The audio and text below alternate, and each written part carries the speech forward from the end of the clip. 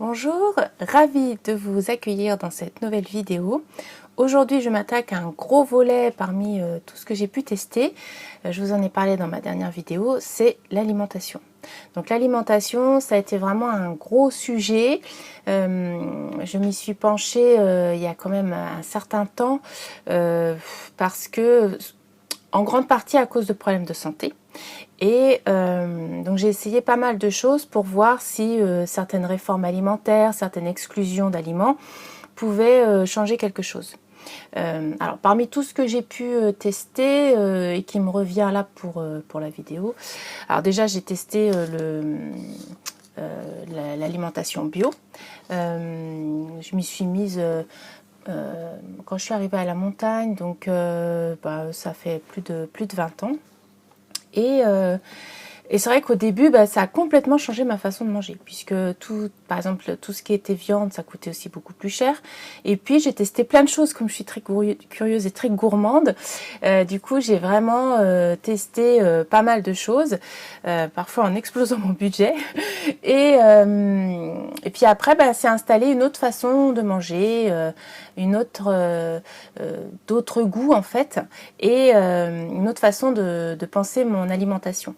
J'ai aussi fait une vidéo au tout début de la chaîne là, sur un stage que j'avais fait dans un centre de détoxination tenu par Désiré Mérien. À l'époque, je ne crois pas que j'avais cité son nom, donc en Bretagne. Et j'avais lu son livre et j'étais vraiment assez intéressée puisque le jeûne en particulier m'attirait, mais c'est vraiment quelque chose que j'avais vraiment du mal à faire et que j'ai toujours du mal. Le jeûne complet, c'est vraiment, j'ai jamais réussi jusqu'à maintenant. Et j'avais compris l'intérêt du jeûne dans son côté de nettoyage du corps, mais il y avait vraiment quelque chose de très anxiogène dans le fait de se priver d'aliments. Et j'avais trouvé la technique de Désiré Mérien par palier vraiment rassurante et puis aussi intéressante à tester. Et du coup, c'est pour ça que là, je l'avais fait accompagner. Et je crois que j'étais allée 6 jours, j'avais pas été jusqu'à atteindre le jeûne liquide, puisque lui, il se fie vraiment aussi à la perte de poids, et ce qui fait que ça me paraissait être vraiment plus écologique, en plus en respect avec le corps, dans sa façon d'aborder les paliers pour se préparer au jeûne. Donc après, puisque là j'aborde le sujet du jeûne, je me suis aussi intéressée beaucoup plus tard au jeûne sec, dont on parlait pas mal là, il y a quelques temps, avec des vidéos et aussi des livres. J'ai acheté pas mal de livres sur la question. Je pense pas en avoir gardé, je regarderai, sinon je ferai un petit short dessus. Et voilà, c'est quelque chose qui m'avait vraiment intéressée. J'en avais réentendu parler dans l'hormèse, une notion dont je vous parlerai dans une autre vidéo aussi, dont j'ai déjà parlé il y a quelques temps. Et ce que j'ai réussi à mettre en place, c'est le jeûne intermittent.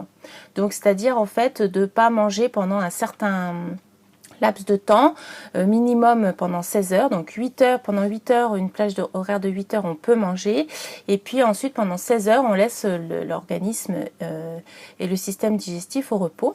Et ça, c'est quelque chose que j'ai vraiment bien réussi à faire une fois que c'était parti, une fois que j'étais dans le rythme. J'ai réussi à aller jusqu'à même pas manger pendant 22 heures par exemple, de juste avoir une plage horaire où je mangeais, et puis le restant du temps de pas manger, ça m'allait très bien.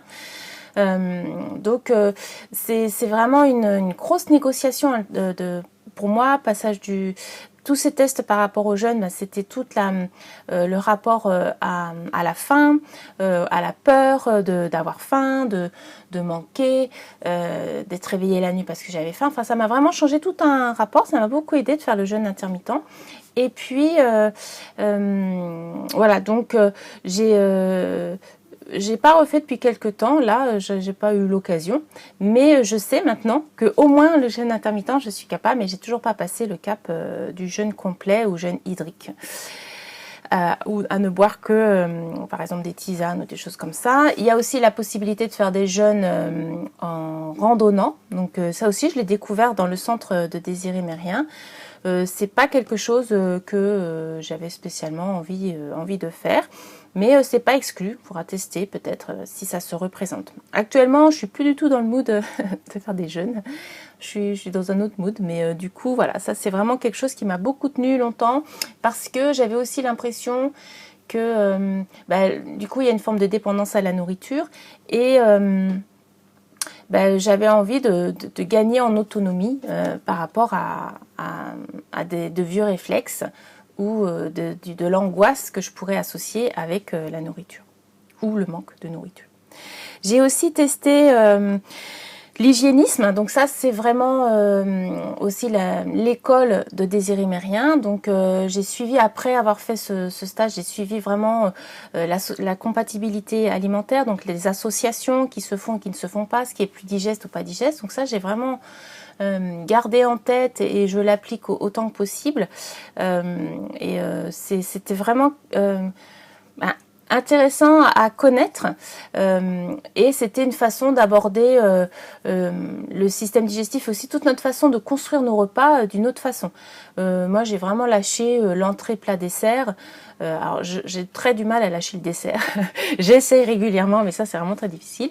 Par contre, je fais souvent un plat principal et puis un dessert que j'essaye de plus ou moins limiter selon les périodes de l'année, selon mon humeur. J'ai aussi testé, au moins lu le livre du docteur Senialé. Alors je sais plus comment ça s'appelle son livre. Peut-être la troisième médecine. En tout cas, c'était très complet. C'était par une amie qui avait des gros soucis de santé et que cette méthode avait vraiment aidé. Elle avait des problèmes articulaires entre autres. Finalement, elle a découvert que c'était aussi la maladie de Lyme. Alors, Senialé, c'est quand même très très ardu à faire parce que c'est beaucoup de crus, c'est beaucoup d'aliments qu'on va exclure et qu'on va tester en fait par rapport aux signes que l'on a au niveau du corps. C'est pas quelque chose que j'ai testé en tant que tel parce que j'avais trouvé ça un petit peu difficile à mettre en place. Après, sous les conseils d'un médecin homéopathe, j'avais petit à petit mis en place l'exclusion du gluten. Il pensait que peut-être ça pouvait être en jeu. Alors au début c'était vraiment difficile parce que moi je mangeais beaucoup de pain, je suis une grande mangeuse de pain même encore aujourd'hui, donc éliminer le gluten ça voulait dire éliminer plein de choses que je mangeais tout le temps et donc au début c'était un petit peu difficile. Il proposait certaines céréales comme l'amarante ou le quinoa en remplacement et c'est pas des céréales que moi j'aime au niveau du goût. J'aime pas spécialement l'amarante et j'aime pas spécialement le quinoa, sauf le quinoa rouge. Donc c'est pas au début c'était pas forcément évident et puis au final une fois que je m'y suis mise j'ai réussi en fait à dépasser ce cap et à me rendre compte que je pouvais très bien me passer de pain, de pâtes. En fait, c'est un peu comme tout. Je me rappelle, avant, je disais, moi, avant le petit déjeuner, il ne faut pas me parler. Donc, le matin, j'ai un réveil relativement lent. Et puis, quand j'ai mis en place tous ces tests de jeûne, je me suis mise à ne plus prendre de petit déjeuner alors que je travaillais. Et je me suis rendu compte qu'en fait, ça se passait très bien. On pouvait très bien sauter le petit-déj. En tout cas, moi, je pouvais très bien sauter le petit-déj. Et en plus, comme je faisais un travail, j'étais guide, donc je faisais un travail avec le contact avec les gens, je restais tout à fait aimable, j'avais pas du tout envie de les agresser, donc je me suis vraiment rendu compte à quel point on a des croyances qu'on entretient et qu'en fait il y avait c'est aussi ce qui m'intéressait dans toutes ces démarches ou dans ces démarches là en tout cas alimentaires et dans certaines autres, c'était justement d'interroger certaines croyances ou certaines choses que je prenais pour acquises ou que l'on dit comme acquises aussi dans la société. Et donc voilà, donc sauter le petit-déj, c'était quelque chose qui était complètement possible. Alors pourquoi je vous parlais du petit-déj que je sautais? Ah oui, par rapport aux croyances et aux choses qu'on disait. Et donc du coup, se passer de pain et tout ce qui était à base de gluten, c'était complètement possible, sans forcément se ruiner. J'ai assez peu acheté de produits de substitution parce que je trouvais que c'était souvent fait avec de la farine de riz et du coup ça n'avait pas tellement de goût, c'était pas très intéressant. Je préférais faire des choses avec des mélanges de farine et ou d'autres d'autres aliments, bon, comme le riz par exemple, le sarrasin, surtout le sarrasin grillé. Donc voilà, des choses qui avaient pour moi de la saveur et cuisinées d'une certaine façon. Et puis j'ai aussi éliminé tout ce qui était laitage, donc voilà, parmi les régimes d'élimination. Pour voir si ça changeait quelque chose. De fait, honnêtement, ça n'a pas changé grand-chose. Je me rappelle même, j'avais pendant plus d'un an, hein, j'ai arrêté complètement tout laitage. Alors en plus, moi, j'étais une grande mangeuse de beurre, venant de Bretagne, une grande mangeuse de fromage. Je buvais pas mal de lait et beaucoup de produits à base de lait, donc autant dire qu'au début, c'était un petit peu compliqué aussi. Mais j'ai pas remarqué de différence notable. Ça veut dire... tout ce que j'ai fait là, ces changements, il y a des gens que j'ai côtoyés qui ont vu un avant-après vraiment qu'on pouvait pas rater, quoi. Alors que moi, en fait, à chaque fois, c'était plus des tests, de me rendre compte que c'était tout à fait possible de faire sans, mais ça ne changeait pas au niveau de la santé. Ça n'améliorait pas spécialement mon état de fatigue, les douleurs, les crises, voilà, ça n'améliorait pas, j'ai pas remarqué de changement. Et c'est ma gynéco d'ailleurs que je voyais à l'époque qui m'avait dit de reprendre au moins le beurre pour la vitamine A. Et puis du coup, après j'avais un peu réintroduit les différents aliments. Donc parmi les autres exclusions, est-ce qu'on a d'autres choses qu'on dit habituellement? Souvent c'est les laitages, le gluten. Donc tout ça, c'est des choses que j'ai testées et puis que finalement je réintroduis. Je me suis aussi rendu compte dernièrement, en particulier grâce à la formation sur le nerf vague dont je vous ai parlé, hein, tout ce qui était théorie polyvagale avec Ludovic Leroux, je me suis rendu compte que souvent toutes ces démarches, en fait, un des gros problèmes, je pense, et qui a fait que souvent c'était compliqué, c'est que j'y allais en force. Et que du coup, il y avait une forme de pression, de tension, je me mettais comme une obligation et donc j'y allais en force sans forcément être à l'écoute. Et c'est peut-être aussi pour ça d'ailleurs que je n'ai pas spécialement remarqué de changement, parce que j'étais peut-être pas à l'écoute de ce que j'avais vraiment besoin de manger ou de faire, et je n'étais pas forcément à l'écoute des résultats. Voilà, si résultats il y avait. En tout cas, en ce qui concerne l'alimentation, aujourd'hui, j'ai vraiment lâché tout ça. Même le bio, parce qu'au niveau des revenus, j'ai un petit peu baissé mes revenus. Et puis aussi, je suis plus dans... au niveau pratique, là où je suis maintenant, c'est moins pratique d'aller faire ses courses en bio. Mais là, c'est provisoire d'une certaine manière, dans le sens où je trouve qu'il y a pas mal d'aliments qui sont meilleurs en bio. En particulier les fruits et les légumes, qui se conservent mieux, qui sont meilleurs au goût. Ça, j'ai pu le vérifier. Le pain bio aussi, j'aime bien, il se conserve bien. Mais là, j'ai fait un gros lâcher. Hein. Je vous rappelle que le mot d'ordre pour 2024, pour moi, c'était le décontrôle et la désimprégnation. Et je me suis vraiment rendu compte que dans toutes ces approches pour l'alimentation et pour beaucoup de choses que j'ai faites, j'étais beaucoup dans le contrôle et donc dans une pression supplémentaire, et que ça n'apportait pas forcément que du bien. Et c'est pour ça que là, j'ai vraiment lâché et je laisse revenir ce qui a envie de revenir. Ça veut dire je laisse mon corps, puisque je me mets plus à son écoute, m'indiquer qu'est-ce qui est vraiment bon pour moi ou de quoi j'ai vraiment envie, plutôt que de venir par des théories extérieures, imposer des choses, quitte à me frustrer ou à me rigidifier d'un certain concept. Donc aujourd'hui, je dirais que je suis flexitarienne. Ah oui, une autre chose aussi que je trouve intéressante, c'est que j'ai pas vraiment testé, je suis pas vraiment végétarienne en tant que telle, dans le sens où j'ai jamais arrêté de manger de la viande. Quand ça se présentait, j'en mange. Mais globalement, surtout en me mettant au bio, comme je le disais tout à l'heure, j'ai vraiment changé ma façon de m'alimenter et j'ai vraiment privilégier tout ce qui était légumes, surtout fruits de temps en temps, ça dépend des périodes. Et du coup ça m'amuse beaucoup quand les gens à qui on parle d'être végétarien te disent bah, qu'est-ce qu'on mange, mangeur de graines. Et en fait, je me dis c'est un peu comme plein de choses quand arrêter le pain ou le gluten ou arrêter les laitages, quand on a l'habitude et que c'est quelque chose qui fait vraiment partie prenante de notre quotidien.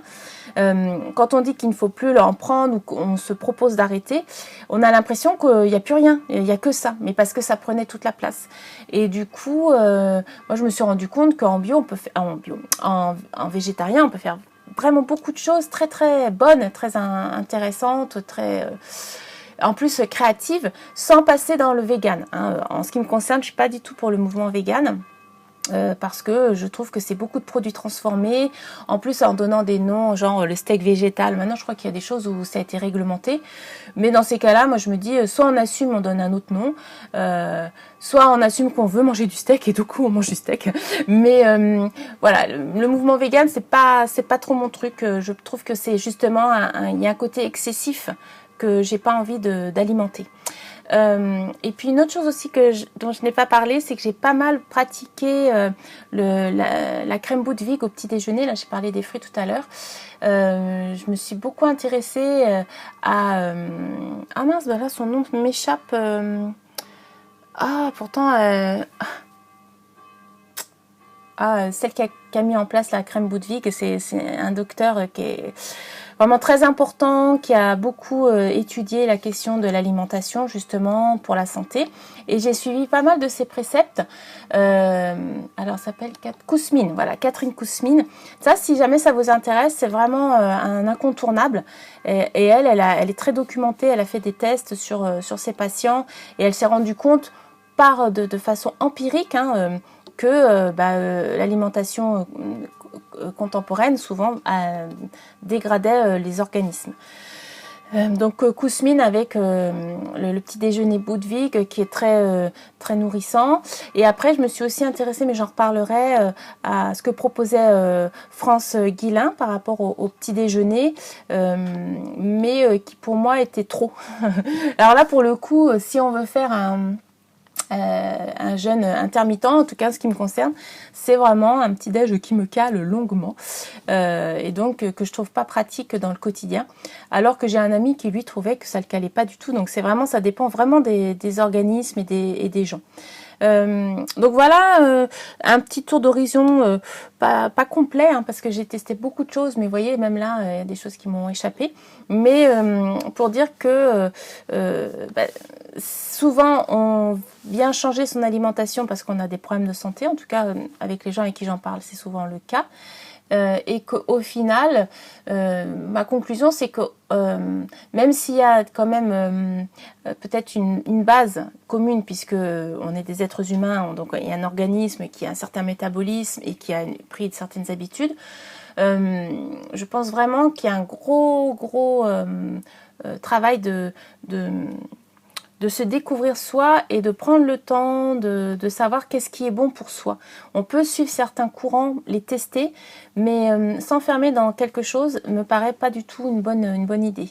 Moi, j'ai vraiment aussi creusé la question de la médecine chinoise pour essayer de mettre en place un calendrier, des choses à garder ou à pas garder selon la saison. Je trouve que ça, c'était pas mal. Parce que du coup, on n'exclut pas de façon définitive, mais on exclut selon la saison, parce que ça va être plus ou moins... déjà, le fait que ce soit des légumes de saison ou des fruits de saison, ça aide. Normalement, c'est bien de manger ce qui pousse dans l'endroit où on vit, parce que c'est adapté au climat où l'on est, donc c'est adapté aussi aux besoins qu'on peut avoir. Et j'avais pris un petit livre d'ailleurs là-dessus qui était Kousmine aux 4 saisons, et je trouvais que c'était vraiment intéressant parce que justement il disait selon certaines périodes on pouvait exclure certains aliments parce que c'était pas forcément bon. Par exemple pour en médecine chinoise, tout ce qui est laitage et lait, c'est à limité au maximum pendant l'hiver parce que c'est un aliment qui est humide et qui va donc favoriser le refroidissement et donc le fait d'attraper des rhumes ou de tomber malade, des choses comme ça, des maladies d'hiver.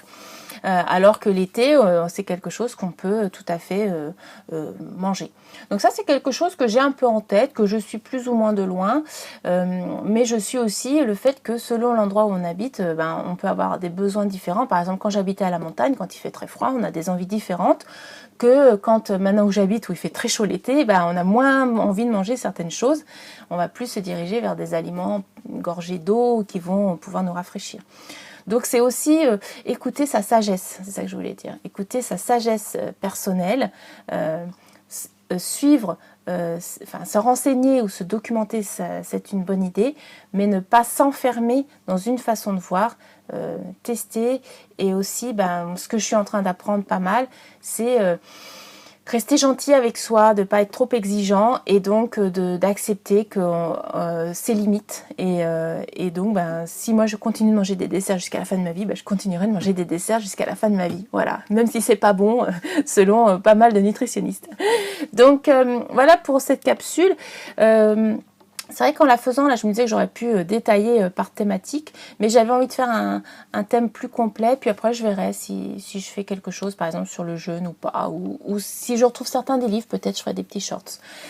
Donc je vous dis à la semaine prochaine pour une autre thématique, une autre approche que j'ai faite sur le corps, et c'est amusant parce que ma soeur m'en a parlé il y a pas longtemps. Elle avait entendu une capsule sur le sujet, donc il faut croire que c'est une bonne idée d'en parler. Donc je vous dis après ce beau teasing, à la semaine prochaine. Je vous souhaite une bonne semaine, merci pour votre écoute.